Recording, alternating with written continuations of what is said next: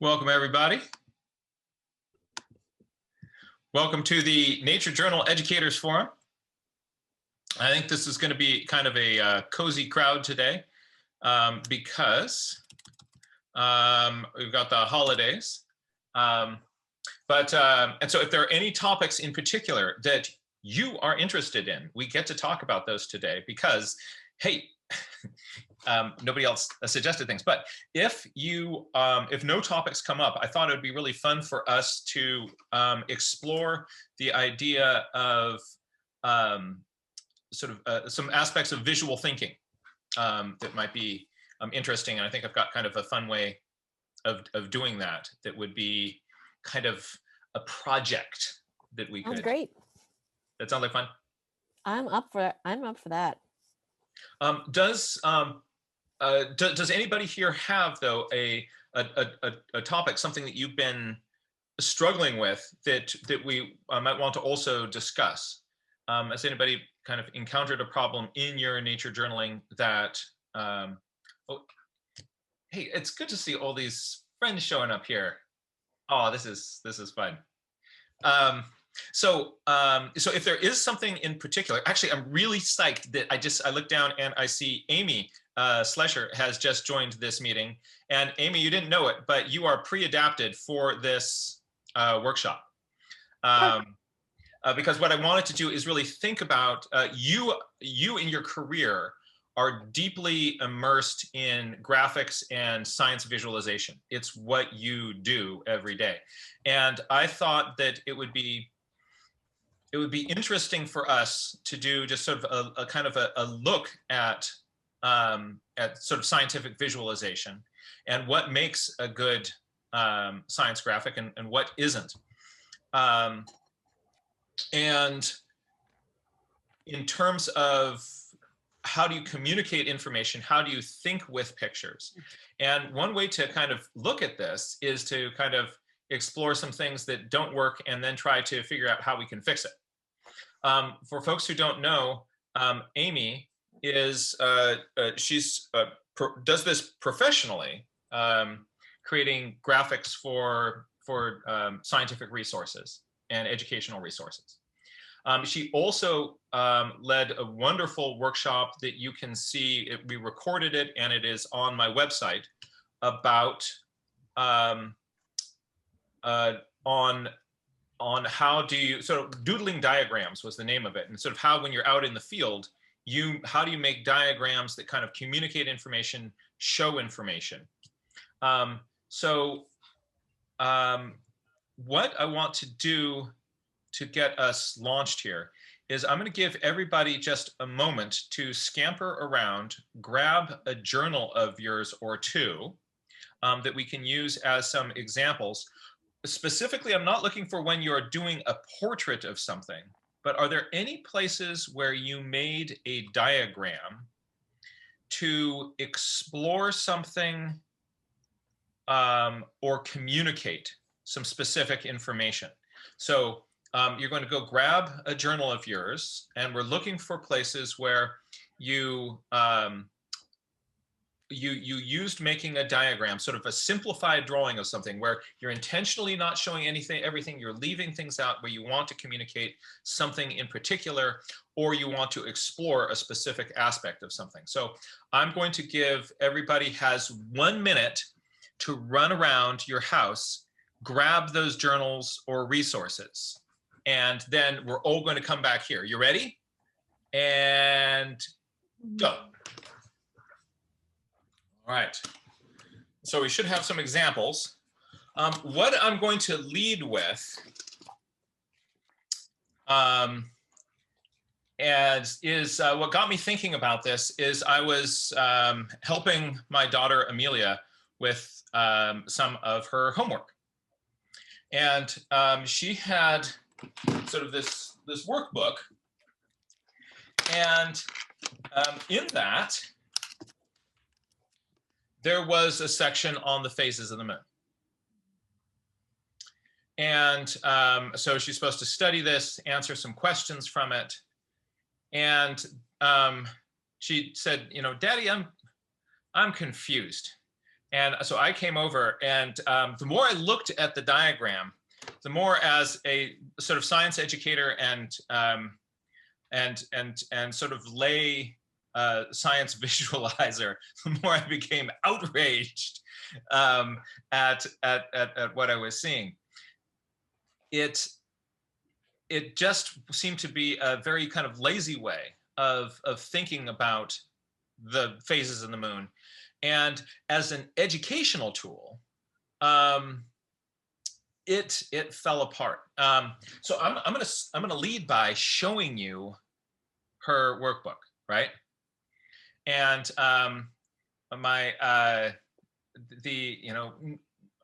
not going to mention the name of the people who developed this because I don't want to publicly humiliate them. But if anybody from that company is watching this and you realize that this is your product, you can do better. Please do. So here we go. We're going to jump over to my document camera.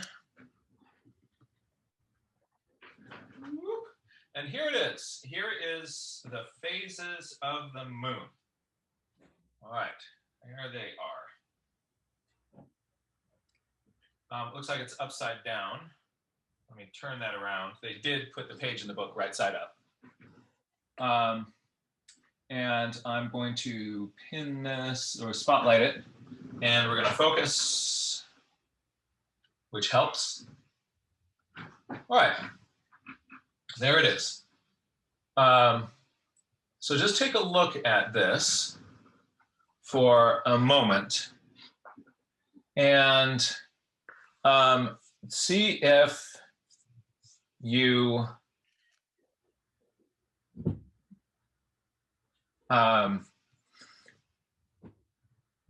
what are some things that you notice about it that are confusing to you?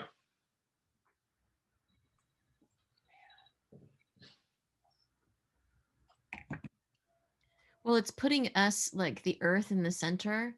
And so you're trying to wrap your head around what's the view of the moon and why is the Earth in the center and where are we and what direction are we looking? It just seems like multiple planes that are all confused.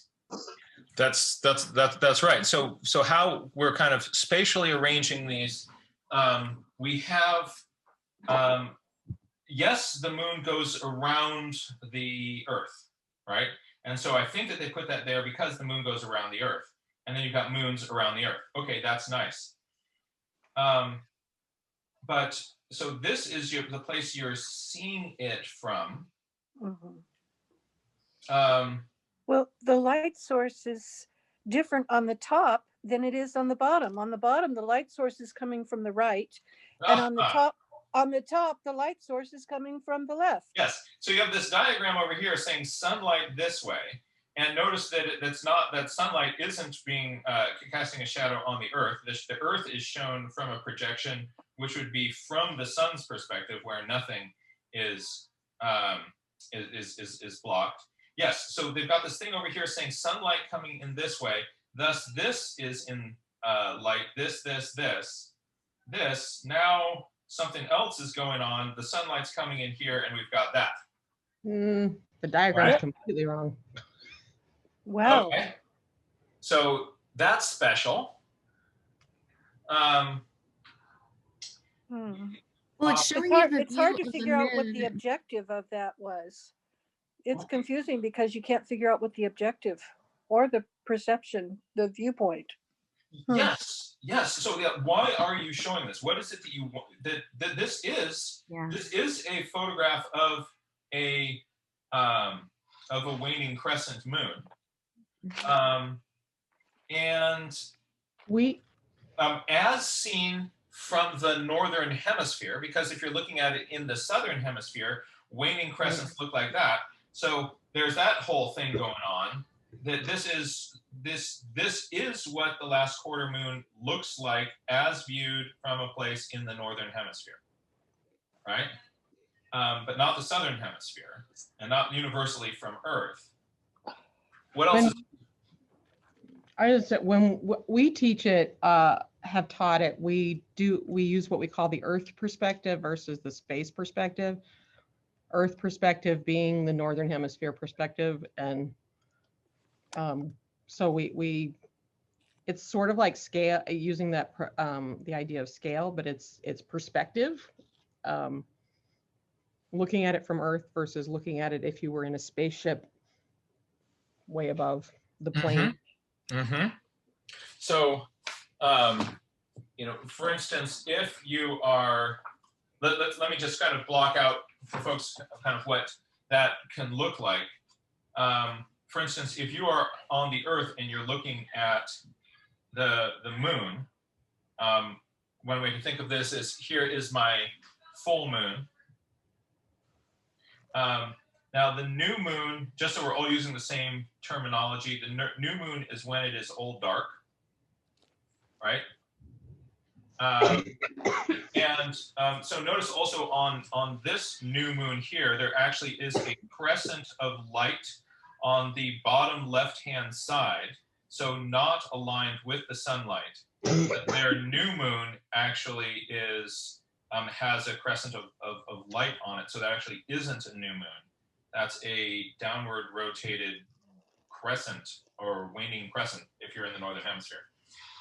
So the news are old dark, and then halfway between those,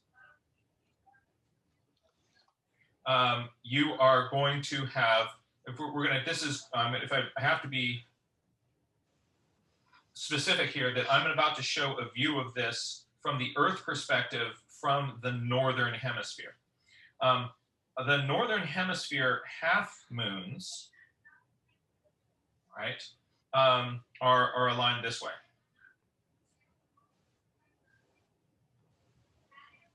So,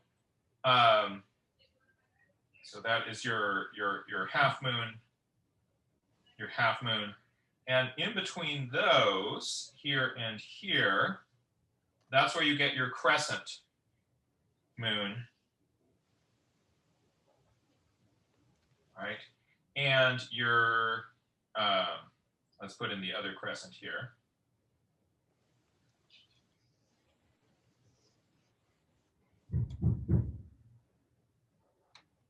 And also, this is kind of a fun stage. These are what are called the gibbous moons. Not sure, you can spell it over here. It's the Gibb. So if you're in the northern hemisphere and you're looking at the moon, the light comes in from the right and moves to the left, the opposite of the way that you would see it when you are, if you are reading a book, right? And if you're in the southern hemisphere, it goes the other way. So the light would start here and move across like you're reading a book. But in the northern hemisphere, it starts at the right, moves to the left, boom, boom, boom. So you see this getting more full and then getting more covered up. So that would be an Earth perspective. Then here is it was just mentioned that space perspective.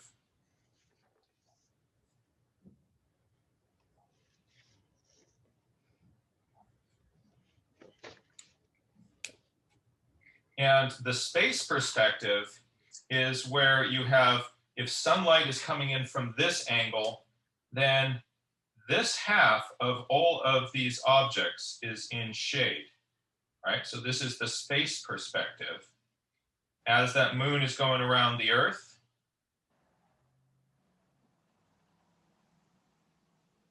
right, you have, one side is in shadow, one side isn't. And then you also superimpose on top of that, if you're standing on the Earth looking at one of these objects, you don't see the side of the moon that is facing away from you, right? So that means on this one here, let's actually start with this one here. I don't see the dark side. So if I draw a line through the middle of this way, I don't see this side over here on the right. And looking over on this side here, I don't see the side over on the left. So that means that I'm actually going to cross hatch this in as part that I don't see. And if I draw a line through these, you can draw that line through here. You are drawing a line through. You don't see what's on the outside of that line. You do see what's on the inside of that line. So if I shade in what's everything on the the side of the moon that's facing away from us, Oh shit, don't do you'll see that on this one here, this one, I am seeing all of the part of the moon that is facing towards me. Is lit up. What phase is that? Quarter moon. No, that's the full moon. So of the part that is facing towards me, all of the part that is facing towards me is lit up. Full. That's right. So this is a Full full. moon. Okay. And on this one here, It's a new all moon. the part, all the part that's facing towards me is in shadow. That's the noon. Yeah. Yeah. And so then these have to be halves. And you look at it like, oh yeah, half of the face that is facing towards me, right, is lit up. So there's our half. And there's our half, right? And then this would be the gibbous. And these are crescents.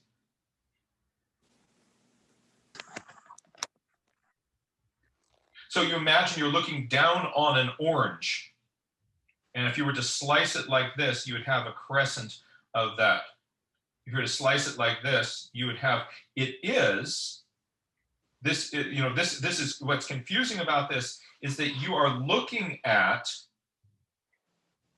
the half of the face that is pointing towards you is lit up, but only 1/4 of the moon is what you're seeing. But that's how it looks from our perspective. So what's funny about these is another name for this, for the half moon, just to confuse everybody, this is also called the first quarter. Right?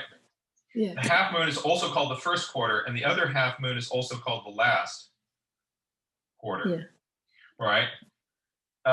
Thanks, guys. So so when we're talking about sort of your point of view, are you on the Earth looking out at the moon, or are you floating in space looking down at the system? That point of view is here. Let's take a look at what we've got going on here again.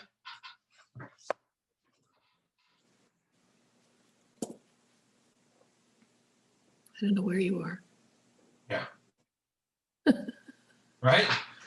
So these are arranged in a circle, suggesting this, with the Earth in the center, suggesting this, but then we've got views like that on the other side, and something coming in from the side saying there's sunlight here. Yeah. Ah! Well, you might imagine my daughter was confused. Mm-hmm. So I think this is a great example of, very well-meaning, and it's a graphic. People say a picture is worth 1,000 words. I think that this actually gets negative points for how many words it's worth, right? Mm-hmm. Jack, would you mind if I shared it's almost exactly the same, but just a little bit different? Please. I draw it. Yeah, absolutely. That's what that's what I want us to kind of start kind of wiggling towards here. Let's do that. I have to turn on my camera, my document camera, but here we go. So boom, boom, boom.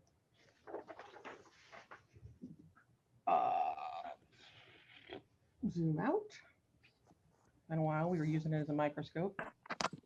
So rather than coloring it in the way you were doing, I use a color to indicate which half, from the space perspective, which half is the side facing the Earth versus the side. So which side is the side facing the Earth? And then we focus on talking about the sides. So all spheres are in the presence of a light source are half lit and on the side facing the light source. And so as the moon revolves around the Earth, and this is from the Northern Hemisphere perspective, then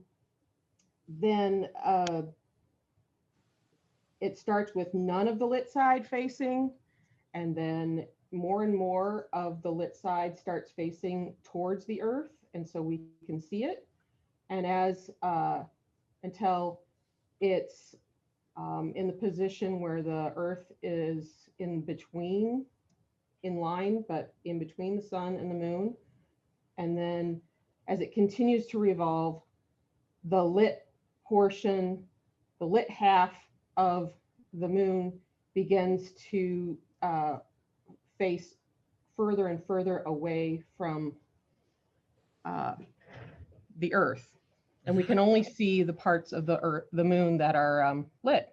So anyway. Great. So, but you can tell what the shape of the moon, if they draw this diagram, they can tell what the shape is by just looking at the circumference right here. And you can just go, oh, it's however much of that arc is lit is how much of the moon, the lit part of the moon is facing Earth. You're a great lesson for protractors. There are a huge number of trade books that have errors in them. There are huge numbers of children's books that have things that are can't be correct, even though they're trying to teach it. University of Nebraska, I think you went at. They have some wonderful little animations that you can do where you can see the Earth perspective and the space perspective at the same time. And they have it for the seasons as well. You can change what day it is and stuff like that. So it's really cool. So so you look at something like this, and this just makes so much more that your objectives of what you're teaching and how you're doing it's intentional here, and sort of as far as communicating information, this is much more clear, right? We actually use balls, little styrofoam balls that are half black, half white, and using your head so that they're always half lit, and then your face, your head is the Earth, and you can actually physically reproduce the phenomena in an active model. So I know this isn't necessarily we also have them observe outside what they see, so they're making sense of the patterns that they observed. But could I do a quick screen share here also? Yeah, you go ahead. I don't know how to turn it off if I'm not, okay. Yeah, if I'm not the teacher. So. Let's see. Yes, so, there's probably a stop share somewhere. Yeah. All right. Oh, and then it comes Up at back the to top it's over here. You should have a stop share. There we go. there we go. Let's see. I'm gonna. I'll just sort of show you kind of what you're mentioning, kind of the physical model thing, which we can't do on a paper diagram. But what I finally did for Amelia, and actually the whole family, we kind of made an evening event of this. What I did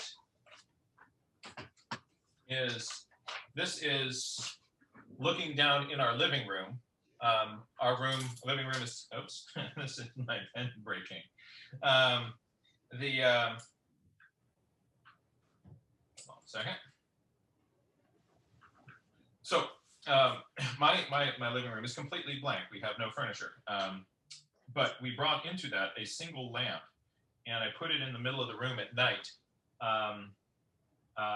with the shade off of it, and that was the sun. And then I had these apple pears that were kind of white fruit, white round fruit. This didn't have styrofoam balls, so I passed one of those out to each family member. And Mama stood over here. Here's Mama's head. and Daddy was over here, and Amelia was over here, and Carolyn was over here. And what we did is we each took our ball and we held it out in front of our face, and then they closed one eye, and you held your ball so that it covered up the light, so you couldn't see the light. And then you looked at the back side of your piece of fruit. And so Amelia's holding hers up here. Her head is the earth. Your own head is the earth. The piece of fruit is the moon. This is the sun in this model. And so we each had one. Carolyn's got one, Mama's got one. And then we turn. We turn slowly around this way. And as we did, well, you imagine that if you are holding the ball on this side and you're holding it up above your head, you would be looking at the side that was all illuminated, if it's not in the shadow of your head, right? So that actually gave you the new moon, and that's the full moon. And over here, the light from the light bulb is darkening this half here, and we're seeing the other half of it. When you're looking at it from this point of view, you're seeing a half moon. And so as we went around,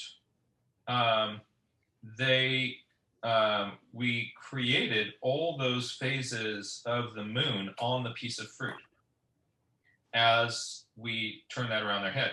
And so they're able to, with this physical model, very easily get it. And then I could ask the girls, ask my 7-year-old over here, all right, so what happens when we put the moon here in front of our face, and we're looking at the face of the person standing on this side? You could look at Mommy, and you could see the shadow of the moon, of that piece of fruit, the shadow of that piece of fruit in front of Mommy's face. And that's a solar eclipse. And over on this side, if you put your piece of fruit into the shadow of your head, that was a lunar eclipse. So I could ask them, like, what phase of the moon is the moon always going to be when there's a lunar eclipse? And my little 7-year-old goes, oh, of course, that's only can happen at a full moon, right? So that is a really kind of fun way to do it as a physical model, kind of understand these things. And it's a great activity to do with your family or just yourself the next time you're alone in a room with a piece of fruit, right? You can take it for a spin around your head, and you'll see the phases of the moon change as you spin that little piece of fruit around your head. You're turning with it. And that, I think, is kind of similar to the styrofoam ball idea. But with a light source here, you don't need a dark side painted on the styrofoam ball. You're actually using the real light from the sun. That way you don't have to be spinning that styrofoam ball in the right way as you're turning around. Because that does take practice. Yeah.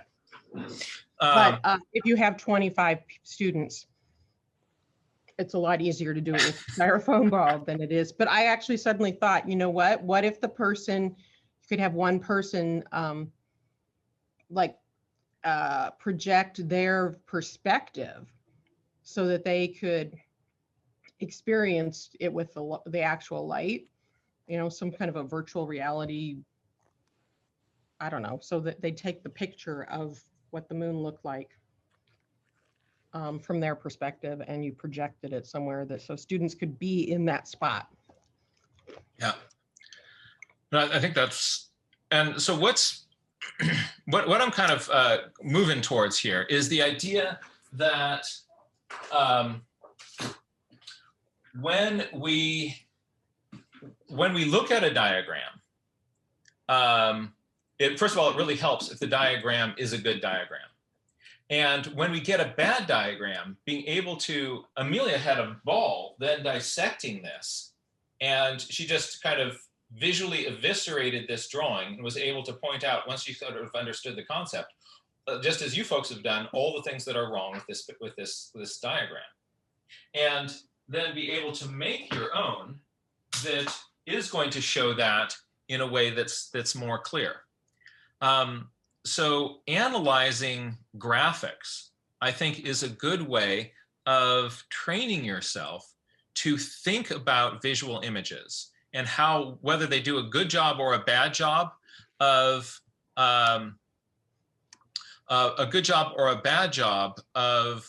communicating information. Here we go. And then to sort of to move ourselves towards being able to do that ourselves in our own nature journals. Can I Somebody share? Please. Oh, when you're done. I'm done. I wanted to share a perspective that just came to me while we were talking about the moon, is because I, for a long time, have had confusion in my mind about the phases of the moon and how it moves. And I've been doing some moon watching exercises this past year just to kind of wrap my mind around that and how it shifts. And, because there's several moving bodies. So I really like your example with the family to just really hone or bring that into your body to this like a different knowing, right? Kinesthetic knowing. So, I still actually did a moon chart like this week with my Nature Journal Club. And then I looked at the same diagram that you showed in your daughter's sketch in the book. And I drew that in my nature journal and I painted it and I tried to understand like the phases of the moon, and it wasn't making sense to me either. So now I'm so glad that you brought this up. So during this conversation, what came up is I'm going to share my screen because I think this is just the easiest way to do it. I don't know if you're able to see my... Just hit focus. Yep, it's trying to focus right now. There we go. Okay, so I was sketching along with, I really like that this diagram, this one with the line. That just putting that line in there made sense for me. So I thank you. So like I get it now. So this is making my moon watching more exciting. But I wanted to relate it to so I like the timeline of this. And I also like this, but I wanted to kind of bring these two together. So in my brain, what came together was something like this, where I have to label, okay, so this is looking down, like plan view, for example, if I was looking down on this plane of the moon rotating with the sun coming from this side. And this is when you're facing out from the sun, this is what you're seeing, of the earth, what you're seeing. So it's that diagram you showed. And overlaying that, I wanted to show, okay, what am I seeing from California? What do I see in the sky? So when the moon is in this position, that's what I see. When the moon is over here, this is what I'm seeing. So the perspective shifted a little bit, but it's kind of like two different dials, or like different rings. So, and I think I need to maybe word it so that when I'm looking at this, I remember that, okay, this is the Earth perspective, standing on Earth, looking out into space is this is the view I see from bottom, like top to bottom from our, gravity, grounded perspective, right? So that's the top and this is the bottom, because the waxing gibbous and the waning gibbous are exactly alike, but they're reversed. And I can never remember which direction it goes. So that's one of my personal goals, is just being able to look at the moon at a waxing gibbous and know that it's a waxing gibbous and not a waning gibbous, right? So this is my process of like, okay, I'm trying to understand it. So I'm sure there's more steps that'll come before I get to a final, diagram where I can really understand what's going on. So based on the space perspective drawing that you showed, this is what is kind of making sense to me. So looking at it from top to bottom, from the Earth on this green circle, and then from the yellow circle is what's actually going on with the sun and the moon and the Earth. I like it. I like the way you've incorporated. Yeah. It's just, I think movement is really challenging to record in your journal. And the more that we practice recording movements and sounds and actions, all those kinds of things that are really typically hard to put on paper, we expand our ability to understand nature and what's going on. So Awesome. I think this collaboration is really a great way to come to expand all of our knowledge, because I'm sure every one of you has some idea in your mind right now to improve, a sketch like this for teaching other people about the moon. So thanks. Something that's kind of fun that is built into next generation science standards is the idea of iterating your iterating your thinking about things. So to make a diagram and then get other classmates to kind of kibitz on it and say like, this, I've changed this and changed this and then change this, and then do a new diagram to make it better. And then see if you can kind of iteratively kind of get to a better, clearer diagram that explains what you're doing. So actually crowdsourcing these things is a really good way to do that. The idea of also then you see somebody else's idea, I'm going to take that part of their idea and I'm going to pull it into my thing this way. And the that is, I think that's very useful. I'd like to, if you're willing, I'd like to, Amy, I'd love to kind of just sort of bounce some of these ideas off of you, because this is the pool that you play in every day. And I'd love to hear some, by the way, everybody's got to check out Amy Schlescher's Doodling Diagrams Nature Journal Workshop. 5 out of 5 stars. I laughed, I cried. It was better than cats. You really do have to check that out. I agree. It's in the chat. If anyone wants to take a look, you can check it out. But Amy, I was wondering if we could put you on this. I've actually just put you on the spotlight here, and would love to kind of bounce some of these ideas around with you. Yes, that'd be awesome. Do you want me to specifically talk more about the moon?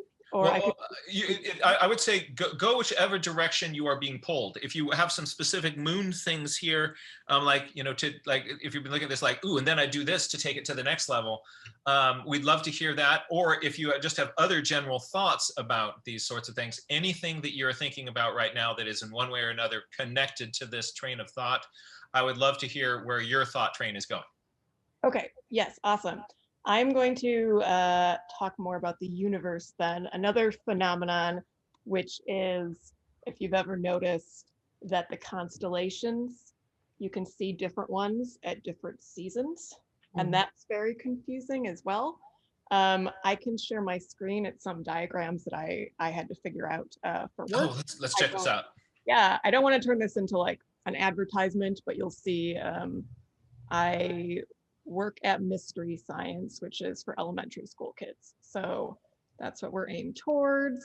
Let me get Spaceship Earth. So, and while she's pulling this up, I just want to say that visual thinking, like Amy does, is a skill that you get better at doing it. She is now, I'm sure, much better at visual thinking than when she first started this job. But it really is a different kind of thinking than when you're thinking with words. And in her job, she has to be really articulate exactly what she wants to show and how she wants to show it. And I think that's cool. So yes, Amy, go.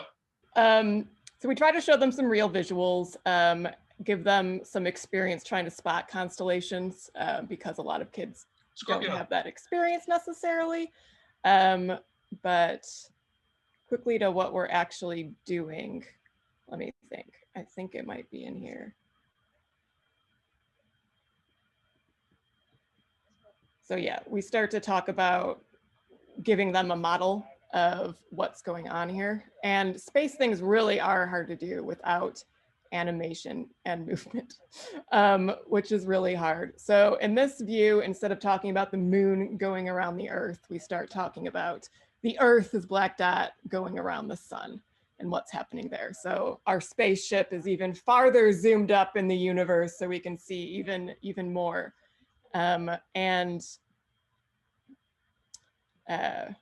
We talk again about, well, half of the Earth is in darkness, just like this. And we can mainly see the stars when we're in the nighttime and less so during the day because it's sunny.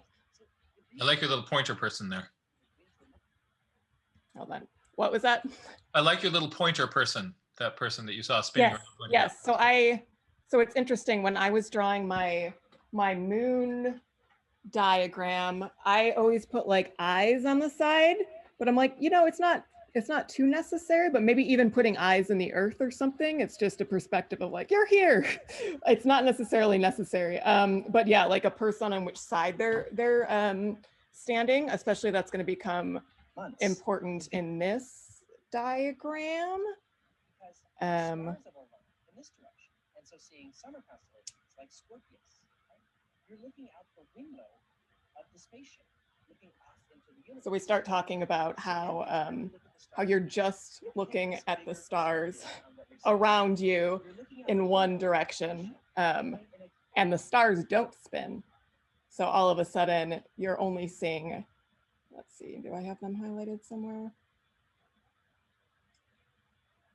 So this is still really hard to understand. So what we have them do is create a model. And this is 3-dimensional. So this is really hard to do in your sketchbook. And I'm trying to think of, you could make a model of this with some of the constellations connected, with a little pin in the middle. So if you've never heard of brads, they're like the most awesome thing in the world and something I want to use more. Like in my sketchbook, it's more of like a paper folding manipulation, but you can spin things using them, which is really exciting. So really Ray Bonto, if you're listening, this may be, I know you were just putting more lift the flap things into your journal. This may, putting spinning things into our journals with brads. This is a challenge for both of us from Amy. So throwing down the gauntlet about visualizing things and then making some things spin and turn in our journals, that could be a lot of fun. Yeah, it can be fun with any kind of wheel progression to moons, but probably seasonal changes or anything that spins, and you can like open up parts and create windows and stuff. There's all sorts of fun paper manipulation. Yeah. I'll just skip to the end here. You see there's a little person on here too. And on the different sides are kind of the constellations. So you can see them a bit better. Let's see. Nope. You can see them a bit better when you have the 3D box. You could make it as a 2-dimensional box as well. But there's another on the moon theme. Yeah. The universe theme. Do you want to see something that is more 2-dimensional? Sure. This is cool. So this is what Amy's breaking down for us is like how you take an idea. How do you show this? How do you show an idea? Maybe what I want to do is here maybe to pivot over to in our nature journals when we go out, and I know you do this a lot because I've seen some of your journal pages that are shared on the Nature Journal Club, where you get in front of something and I've seen you kind of start to just kind of in a creative way break down how you would show those phenomena in your journal. Do you have any journals handy with you? Yes. Let me think of one that's more of a process maybe. I have like maps in front of me. Okay, let's check those out. Okay, cool. That works. So I was in front of a vole diagram. Is this flipped for you guys? Yep. No, we're good. We see it. Okay, great. So a vole little diorama in the Oakland Museum. Really cute. It's really hard to see what's going on when you're above the diorama. You can get above it, but you can't really see its paths. You can see little entrances on the sides. So I was thinking like, are the paths twirly? How do they run around? Is it a grid like a city? Which it isn't, but I thought that would be very funny if they also followed a grid. But what I tried to do was look at all the entrances on the side and try to figure out how they might come together. So the blue, weird choice, it feels like a river or something, but the blue is kind of the entrance paths in. And I noticed this giant tuft of grass in the middle. So it's like, maybe this is how it kind of comes together. And I was thinking about other things, energy and going, I was like, why does it make paths at all? Why doesn't it just run wherever it wants to, it and its friends and family? And I was like, well, maybe it takes a lot of energy to push aside the brush and the grass. So maybe it's creating these paths so that it doesn't have to, you know, plow the field every time to get places. So in the end, it's a little, I did this pretty well where it's kind of progression. Sometimes my thoughts are all over the place, but reading top to bottom, it's a little bit of just my thought process. And I think my favorite things with this are showing my like different ideas or theories. To me, that's the most fun. Or of like, if you draw, you know, if you draw that moon diagram, like in the book wrong, and you're like, it's something like this. And you're like, well, this doesn't quite make sense. And it's fine to make mistakes or think of things in different ways and think like, well, maybe it isn't this. And then you might come to the right answer, or it might be left and you still don't know or something. Maybe it's a mystery, you continue later. But it's really fun to think of counter examples even, or like it could have been this way. It would be pretty funny if it was a grid. So you can go different ways, but like different theories and thinking of how it could be instead of how it is. Sometimes it can help you understand things in a different way, or just kind of reveal little details that you wouldn't have thought of.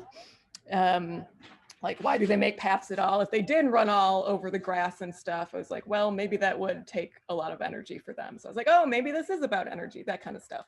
But yeah, that's more of a map view.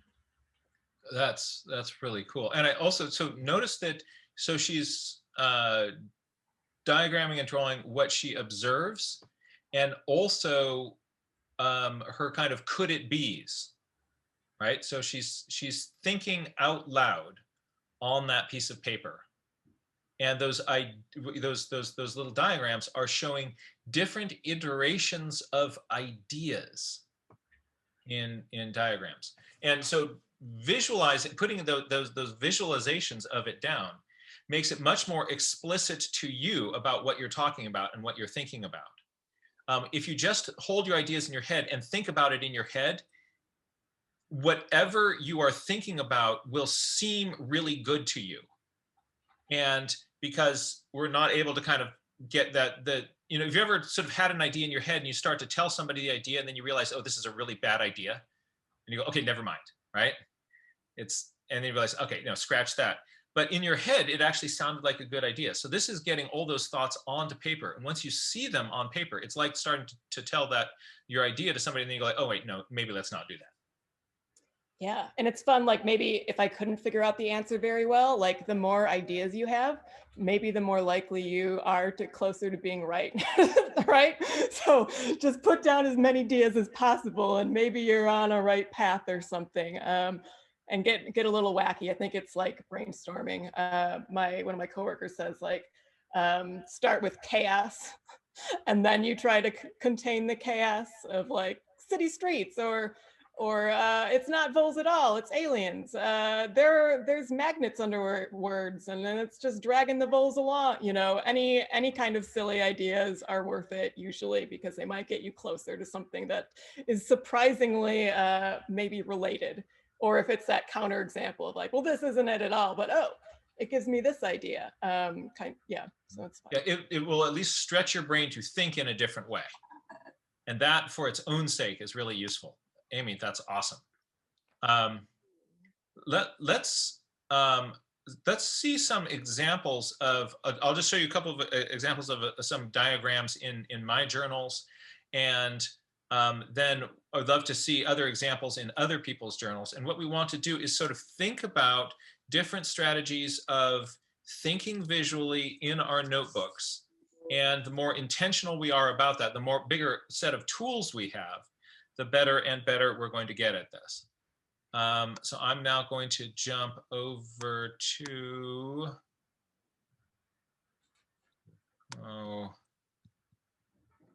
this view and check this out. All right. So I was looking at some cool bay trees and they had these huge bases and a bunch of them were hollow inside. And so I started making these sort of cross sections through the trees and used the purple to show those hollow spaces inside.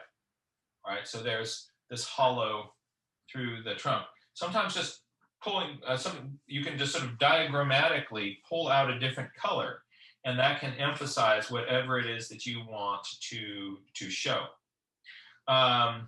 This is a comparison of the way that two different species of trees root into the sand, into sandy soil. The Monterey cypress coming out, bringing branches down and then back up.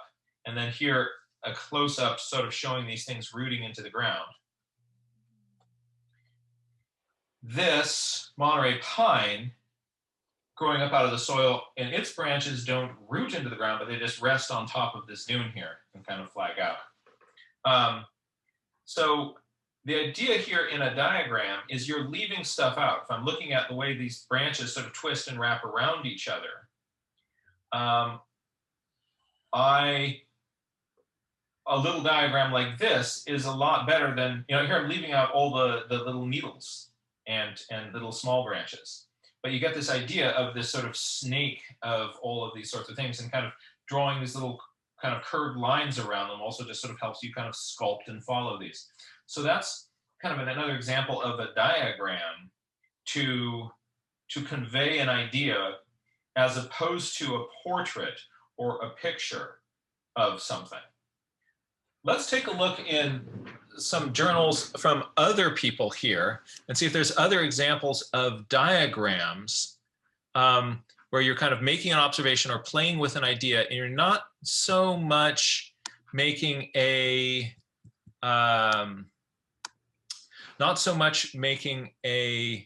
portrait of this. But let's jump over to Anne. Anne, I see you're holding up a journal, and I'm going to spotlight you. And yes, talk us through this. Okay, so this was following a sunflower in my garden from August, it's backwards, August 2nd to 16th, I think. And I couldn't believe the growth rate. And, today I just added where the sun was, because it's, it was looking at the sun most of the time. But actually I made a note that it stopped following the sun after a certain size. And I looked up, I don't know if I wrote it down in here, but learned that once they get to a certain size, they aren't in such a rapid growth phase, and it's not worth it for them to then be following the sun to maximize that sunlight for energy. So this was just, a sequence where I was trying to show change over time and make just a ton of notes along the way. So that's cool. Yeah, and Amy Slesher once said, and I know it because I wrote it in my journal. She said, an arrow is a diagram's best friend. Cool. I don't know if you remember saying that, but look at how having that progression of arrows, and also we're used to things moving in a clockwise direction. So this little circle, it moves clockwise, which is easy for our brain to follow. And also those arrows help you follow the movement and growth of it. Both of those elements help this read more effectively as and our brain kind of wrap around it. Just sort of knowing those things in advance then can help you plan when you're kind of plopping something like this on a piece of paper to do those sorts of things intentionally. That's really cool. And then a shout out to Amy, because this is my paper henge, and I really screwed it up because I had my compass calibrated wrong for the first two phases. And so I wrote today, do over next year. Rather than like redo this whole thing, it's like, oh, good, a reason to go back and do this again next year and do it right and do it better. So it's a learning process, and it's not perfect, and that's okay. That's how we learn. All that curiosity and mistakes. And so also kind of graphically, diagrammatically, the three colors that you've chosen for each of those events, that's a really good visual tool to help us separate those events, right? And also, I totally agree with you about like, oh, my compass was calibrated wrong, and so I've got, then you put that down in your journal like, oh, my compass was calibrated wrong, right? and then isn't that cool? Hey, next time do it differently. So it's just a note to self, and it just becomes more learning on the page. Yeah. Yep. The Yep. perfectionist in me hates it, but that's okay. I'm learning. Yeah. That perfectionist in us isn't the best learning mode of our brain, right? The perfectionist in us is wanting to have a pretty thing to kind of hold up and point to, as opposed to learning. Does anybody else have an example of a diagram or sort of thinking on paper? Or even if you've already shown one, I want to invite anybody, Melinda, Amy, anybody on the call to share more of those. Let's jump over to Marsha Lynn Diddler. Yep. To see you. I'm going to spotlight you. Yeah, and I can put my little camera on or just hold this up, but I'd like to look at this. If I'm not necessarily promoting or making any suggestions one way or the other, I guess, but this is very interesting for celestial things.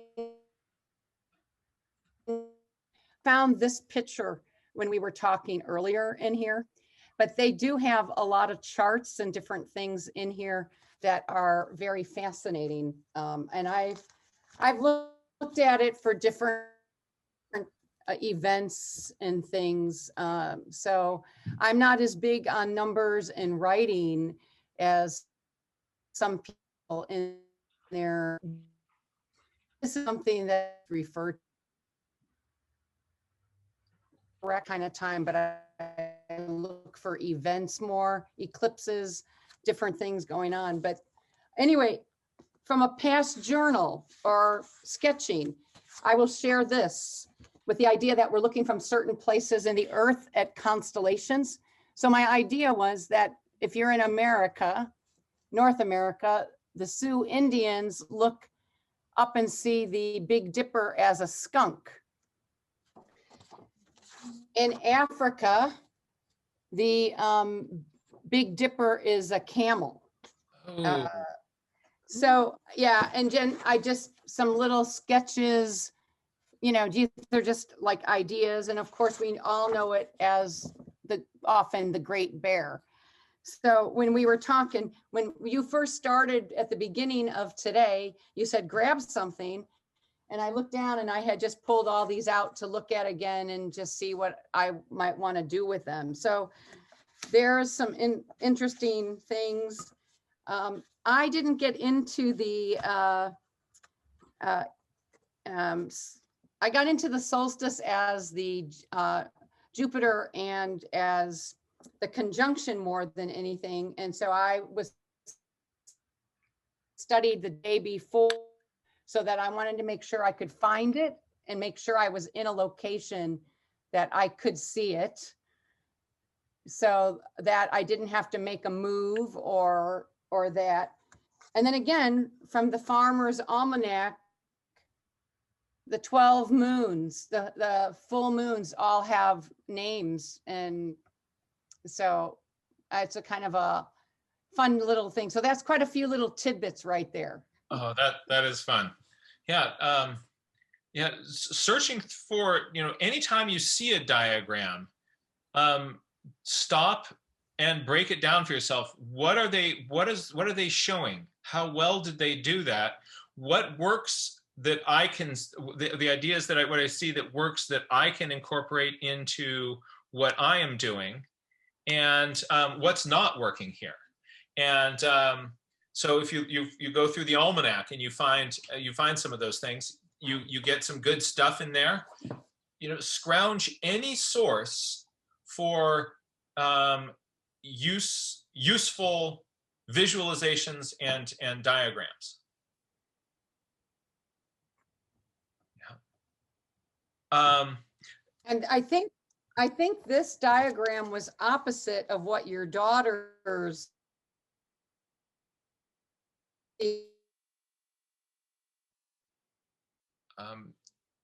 You're just closed the book on it, which I thought that was interesting, but I'd have to look again. Okay. Yeah, and Am I breaking up?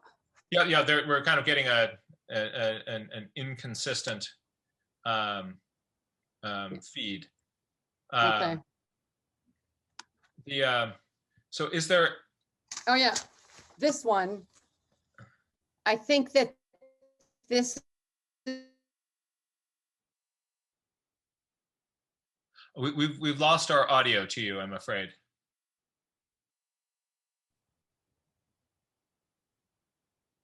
I'm afraid we couldn't hear there. But thank you for sharing that. Let's take a look at, does anybody else have any other kind of diagram?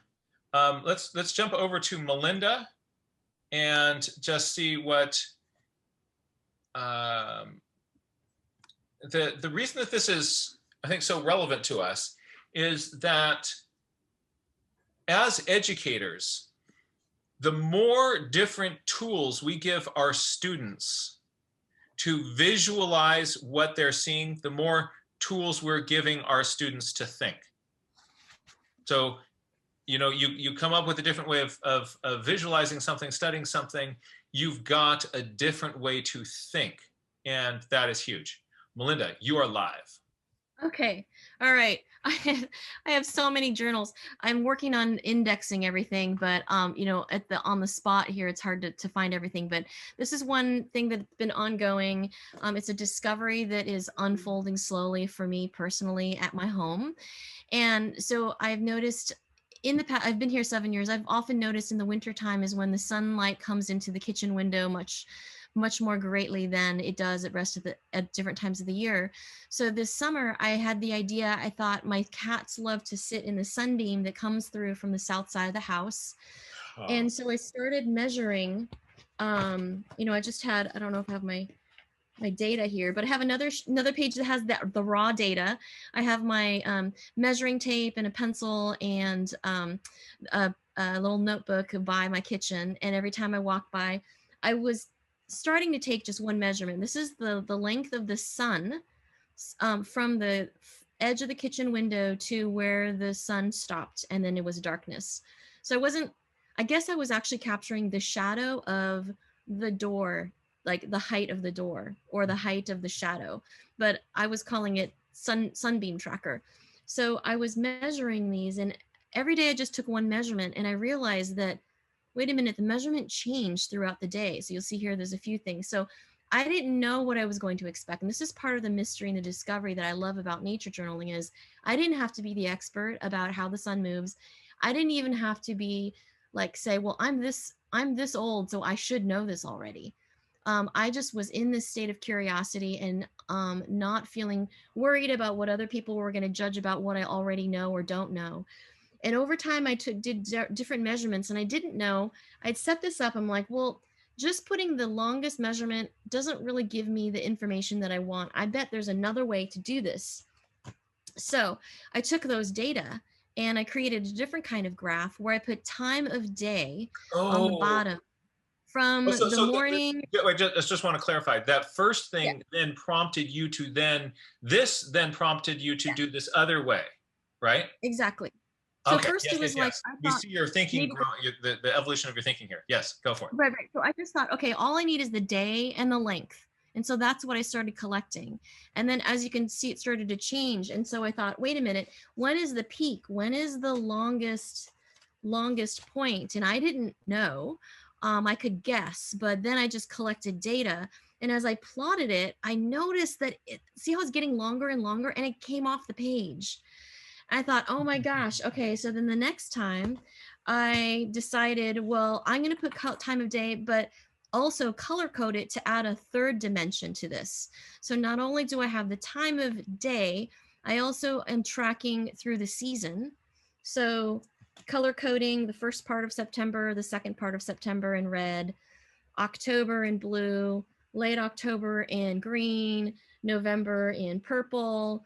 And I haven't done another plot, but it's gone over to like 400 centimeters. So it's like 275 in October. It is December I think the last one I measured is yesterday. So I'm surmising that it's going to start going down as we go into December, January, February. So I think this is going to be a year-long project of collecting data. And you might think, why the heck is Melinda measuring the sun every day? I'm doing it because I'm curious. And so I tell all my students, just follow your curiosity. If you were totally psyched about the moon or about the vole tracks, it's meant for you to pay attention to it and just dive in. So this might not be interesting to anybody else in the world, but I'm really super interested. And so, you know, doing this and also tracking the solstice and the equinox. I didn't color code it in, but, you know, I've got, you know, the other day when I knew that the summer was like this, we're foggy in the early parts of the morning and afternoon, so I couldn't take measurements up here. But then the autumn equinox and then in the winter was just so cool to see how small of an arc it is. So yeah. I'm later gonna at some point sit down and kind of wrap my mind around what's happening here and what's happening here, and maybe coming up with a graph that shows with my cat in the sunbeam what's going on.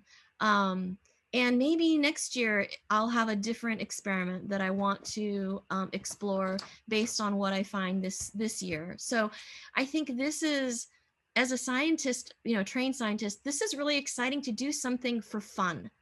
Yeah.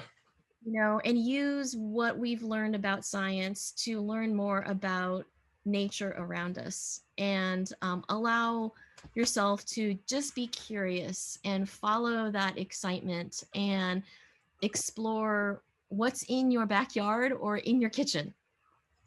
Right. And Melinda, what I love about what you're doing there is you're letting one investigation then inform the next investigation, inform the next one. You're also, you see, you kind of iteratively kind of taking strategies and combining those for ways of data visualization. So you've got lines, and then you've got lines over the time axis, and then you are color coding the different parts of the month. Mm-hmm. Each one of those is sort of a separate kind of mental documentation tool that you can plug into any kind of visualization that you're doing. So the more that you kind of just mess around with something like this, and then figure out a better way to do it, and then figure out a better way to do it, this is really, really healthy for our ways of thinking and visualizing and learning. And if we're encouraging our students to do the same thing, you know, take some phenomenon and figure out how can you explain that, or how can you show the changes on that. And you know, traditionally, I just realized I've got 2 pairs of glasses I'm rocking today.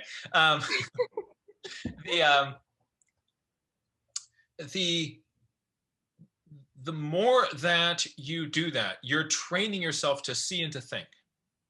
And I love what you said about find something that you're interested in, right? If I told everybody here now, go measure the sunbeam in your house, some people go, yeah, other people wouldn't. But like you're saying, find those phenomena that are interesting to you. Let students pick some phenomena that's interesting to them.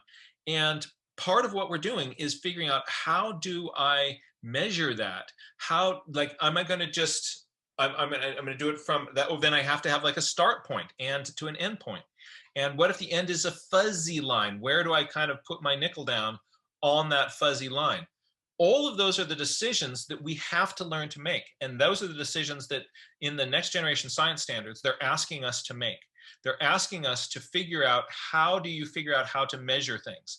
And they're asking us, how do you then take that and explain it to somebody else? They're asking us in NGSS, the science and engineering practices, they're asking us to create visualizations of what we're doing and to play with these things. And you think about like the traditional way of doing science experiments is that the teacher would set up the experiment for you, give you a data table to fill out, and show you the format of the graph that you're then going to put that information in. all you're learning in that case is how to be a lab technician. All of the thinking is in figuring out what are you going to measure, how are you going to measure that, where, you know, and then how can you make that even more clear. And that, so these sort of the idea of sort of playing with diagrams more vigorously in your journal, I think is an incredible thing for us as nature journal educators to start intentionally doing. So my challenge for everybody here is to find something that kind of gets you going, like, ooh, right? And then how do you show that? And then how do you show, but then see if you can kind of iteratively turn that inside out to get a better way of doing it, and then a better way of doing it. I do want to plug one book. Drawing Ideas is a big, thick, useful book of, I'll just pick one of these glasses. And I'm just going to take you on a quick page flip of this.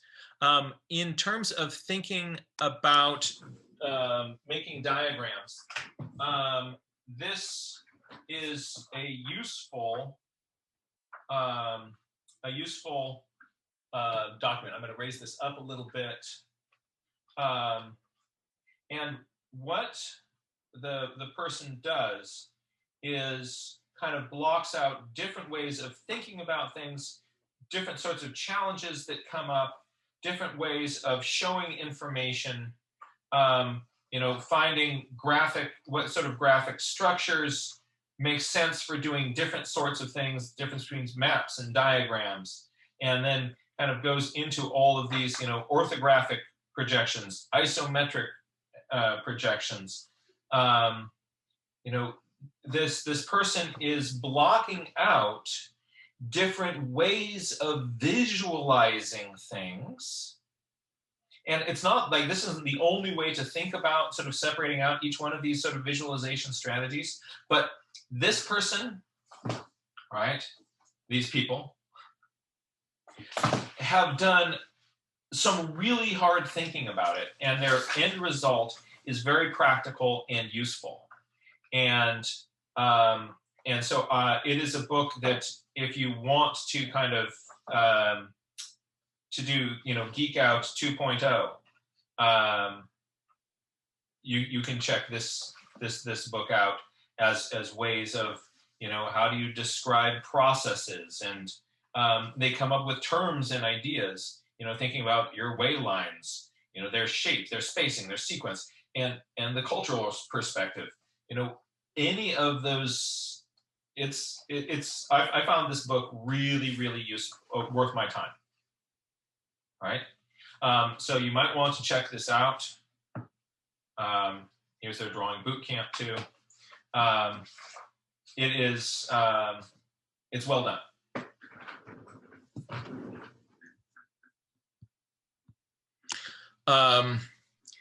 So here we are. Where is my FaceTime? Before we wrap, just wanted to find out if there was anybody who had a thought or idea that you didn't get to share. Give you an opportunity to do that now.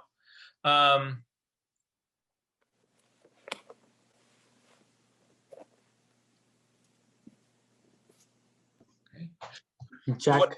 Yes, sir. Sorry. Yeah, I work on in a technical role in my professional life. So I'm in charge of creating visualizations for, you know, from a business perspective. So if there is any project that you need me to work on, I'll be happy to explore, really. So it's about if you want to track some kind of a species, how it changes over time, and it will be totally interactive. I'll be happy to explore, really. So that it's fantastic to know that you've got that background. And are you making that offer to the community? Yeah. Wow. So Arpan also, this is he works in this, and is willing to consult with us to help you if you've got a project and you're having trouble visualizing it. What we found in a lot of the sciences is that for a long time, for a generation or so, we've removed art out of science, and we've got now a population of scientists who are not very good with data visualization and not very good with idea visualization. And so some people have trained themselves both as scientists and also as visualizers, like Arpan and like Amy, that when you really kind of live in this world, it'll kind of more naturally come to you like, oh, I would show this way. I would show this other thing this way. What about trying to, if you do it this way, and then you can put in this as a different color, you could actually have a 4-dimensional graph, right? So thank you very much for that offer. And folks, I would encourage you to, if you're in a visualization project and you feel yourself stuck, to please do reach out to Arpan, because people like this can really help you get unstuck. Thank you. Thank you. So my challenge for folks for kind of direction to explore in your nature journal is to look at ways of, start to look at ways of, find some phenomena and start to create your own diagram. So don't think of it so much as I have to make a pretty picture of something. You're actually intentionally leaving out information sometimes just to kind of get your ideas a little bit more kind of clearly. Like Melinda's drawings, she wasn't drawing the sunbeam moving across her floor. She had a line and some dots, right? And collected the information that she wanted to there. And then that simplification of it helped her realize that she could make a more nuanced version of that then brings in another dimension, and then another dimension with the colors, right? That's really cool. That's what we want to get ourselves to start to play with. If we can do it ourselves, we'll be able to teach it to our students. And thank you all so much for being here. I hope you enjoyed this. And as we roll into the new year, let's make this coming year going forward a year full of beauty, kindness, sharing, wonder. As science educators, this is the pool that we play in. And thank you all for being here. If anybody would like to join me, you notice Ann Chadwick already has her Santa hat on. Santa hats are also very welcome at our tomorrow's workshop is going to be on how to draw reindeer. So if you want to join me for how to draw reindeer, you can. And what my intention is that this will help kind of prepare people for drawing any rooftop fauna that should show up in your neighborhood. So you'll be able to document anything that you see, suspicious ungulate activity on your rooftops in the next couple of days. Good time to be looking out for such phenomena. All right, everybody. Thank you for being here, and I will see you soon. Thank you so much for joining. Thank you. Thank you. Thank you. Thank you, Greg. Bye. See you tomorrow. Bye. I'll see you then. Thank you. Thank you. Bye-bye, folks.